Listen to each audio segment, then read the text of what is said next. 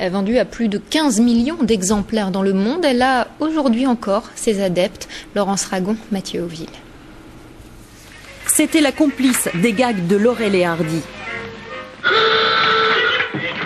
La Ford T a fait les délices du cinéma muet. 100 ans après sa création, elle roule encore. À son rythme, pas plus de 75 km/h. C'est une voiture qui n'a pas de levier de vitesse, qui n'a pas de point mort. On peut la débrayer, mais on ne peut pas la mettre au point mort. Et c'est une conduite très particulière.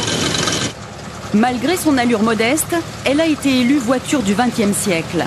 La Ford T marque les débuts de l'industrie automobile, inaugurant le taylorisme. En 1913, c'est la première voiture produite en série sur une chaîne de montage. Chaque ouvrier a sa propre tâche à accomplir.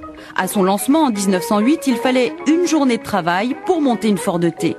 7 ans plus tard, la voiture est assemblée en 1h30. Son coût est divisé par 3. $300 en 1920. La démocratisation de l'automobile est en route. C'est une voiture qui a été vendue le moins cher possible, de manière à ce qu'elle puisse être accessible à la majeure partie de l'éventuelle clientèle.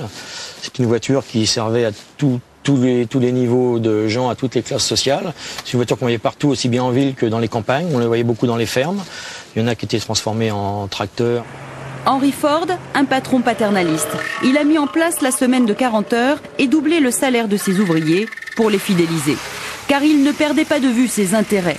Avec humour, il conseillait aux clients « Vous pouvez choisir la couleur à condition que ce soit du noir ». Le noir, la couleur qui séchait le plus vite et donc la plus rentable. Mais cette voiture consomme tout de même 22 litres au 100. Aujourd'hui, la Ford T reste le symbole de la belle époque de l'automobile.